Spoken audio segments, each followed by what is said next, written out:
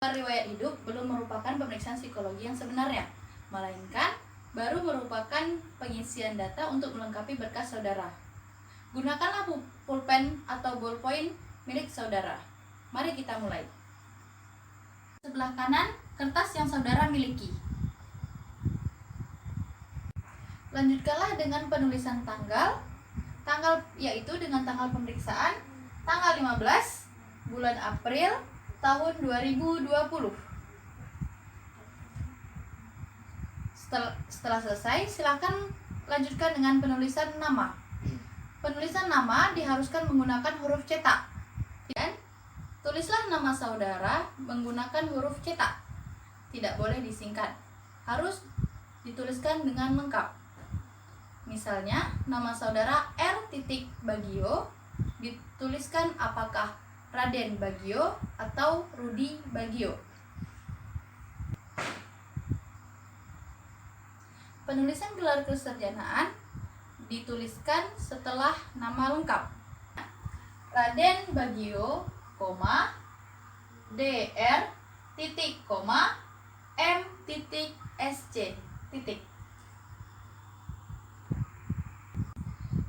Isilah tempat lahir dan tanggal lahir, yaitu kota di mana saudara dilahirkan, serta tanggal, bulan, dan tahun saudara dilahirkan. Selanjutnya, boleh ditulis dengan tidak menggunakan huruf cetak. Tulislah menggunakan huruf biasa. Jenis kelamin, coret yang tidak perlu. Agama, isilah agama saudara. Status, coret yang tidak perlu. Alamat, isilah alamat lengkap saudara beserta nomor telepon jika ada. Jangan lupa menuliskan kode posnya. Nama ayah, tulislah nama lengkap ayah. Jika ayah Anda telah meninggal, dapat dituliskan almarhum di antara tanda kurung di belakang nama. Pekerjaan, isilah pekerjaan ayah saudara. Misalnya, Pamen TNI AD atau pensiunan Depdikbud atau pegawai Kaltex dan sebagainya. Alamat, isilah alamat lengkap ayah saudara. Jangan lupa untuk menuliskan kode posnya dan nomor telepon jika ada. Jika alamat ayah saudara sama dengan saudara, dapat dituliskan idem saya. Jika ayah telah meninggal, tuliskanlah pekerjaan terakhir ayah. Alamat, isilah alamat lengkap ayah. Jika ayah tinggal bersama saudara, cukup tuliskan idem saya. Jika alamat ayah saudara berbeda, maka tulislah dengan lengkap alamat ayah saudara dengan mencantumkan kode pos dan nomor telepon jika ada. Jika ayah telah meninggal, alamatnya cukup dikosongkan saja. Ibu, tulislah nama lengkap ibu, nama kecil ibu, bukan nyonya, diikuti dengan nama ayah. Jika telah meninggal, tulislah almarhum di antara tanda kurung.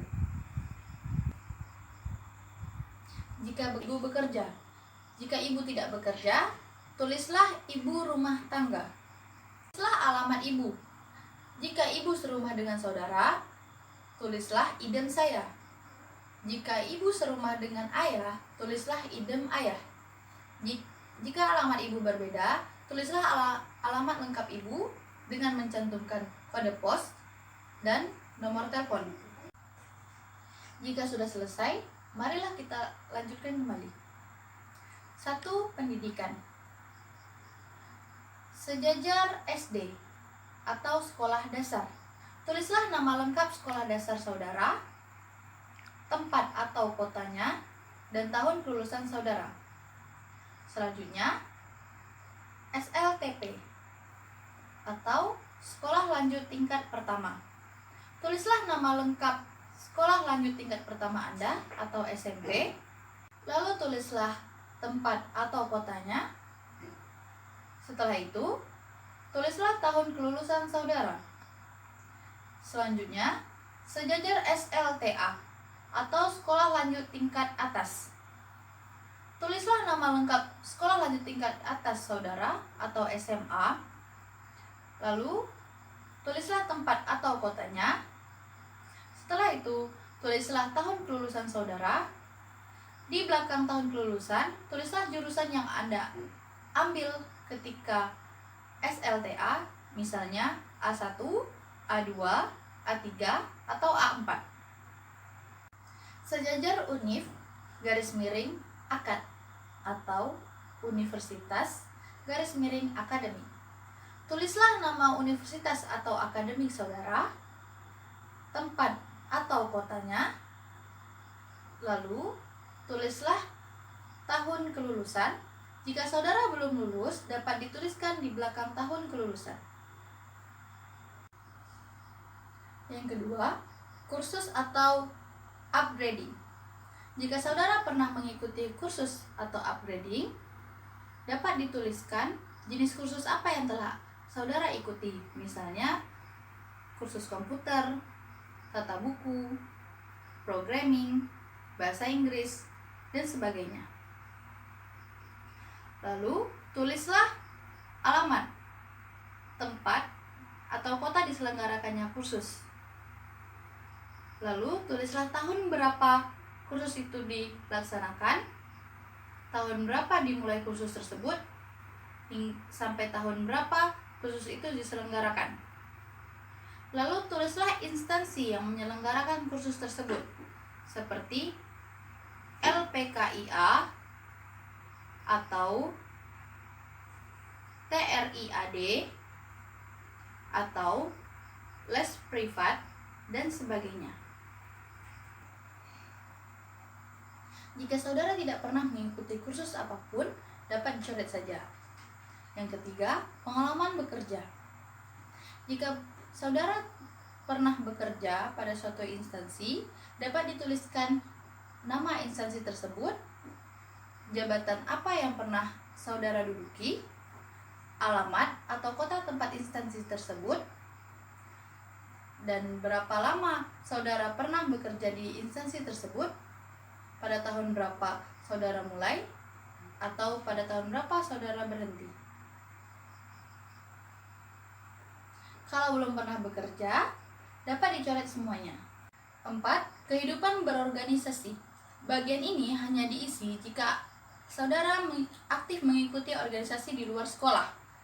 Misalnya, seperti Pramuka, Karang Taruna, dan sebagainya. Jika saudara pernah mengikuti keorganisasian di dalam sekolah, hanya dituliskan jika keanggotaannya otomatis, seperti pengurus OSIS atau senat mahasiswa, dan sebagainya. Tulislah 3 organisasi yang Anda anggap penting. Tulislah organisasi apa yang telah saudara ikuti, lalu jabatan apa saudara dalam organisasi tersebut, berapa lama saudara mengikuti organisasi tersebut, dari bulan berapa ke bulan berapa, lalu di manakah tempat organisasi tersebut berada. Sekarang, balikkanlah lembar riwayat itu.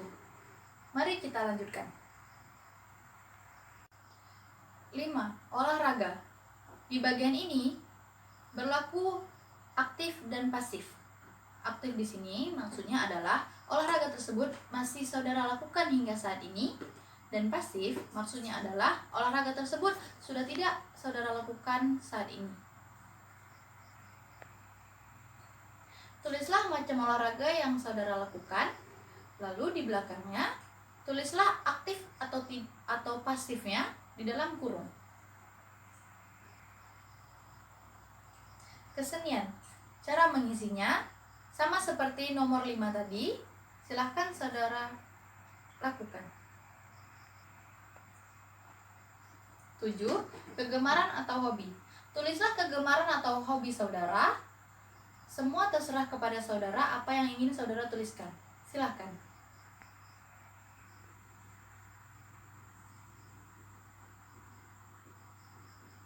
8. Cita-cita.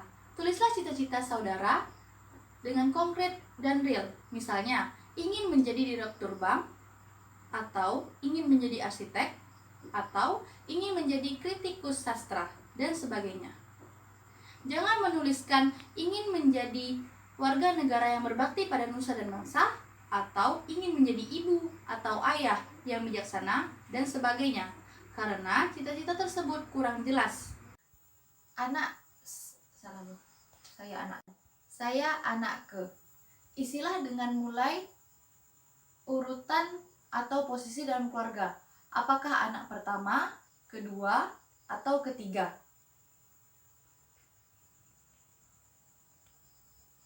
Terutama saudara kandung.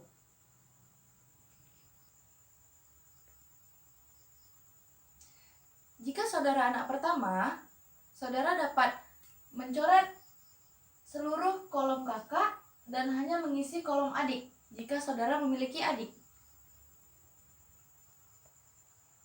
Mulailah dengan mengisi jenis kelamin adik yang pertama. Untuk laki-laki melingkari huruf L dan perempuan melingkari huruf P.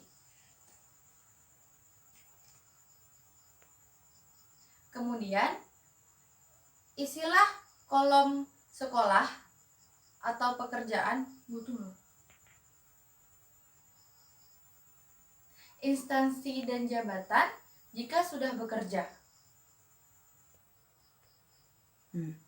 atau sekolah dan kelas atau tahun berapa jika masih sekolah. Lanjutlah sampai dengan adik saudara yang paling kecil. Jika saudara anak ketiga, maka kolom keluarga harus saudara isi dengan data kakak.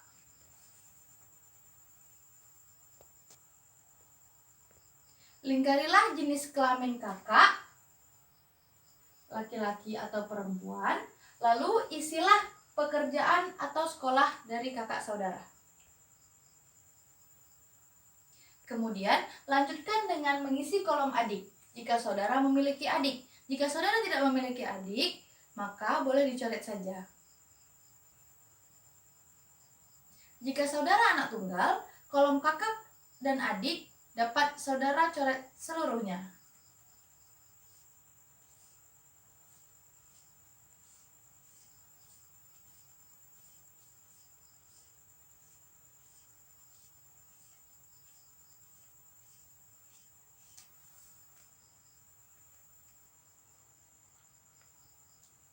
Sepuluh.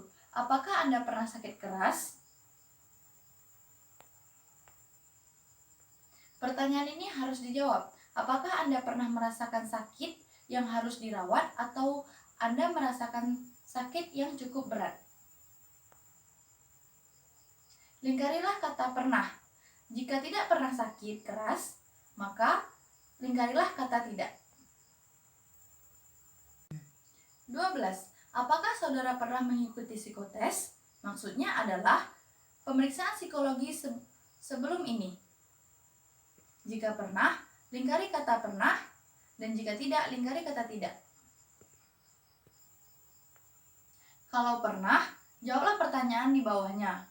Tahunnya saja. Tempat, cukup kotanya saja.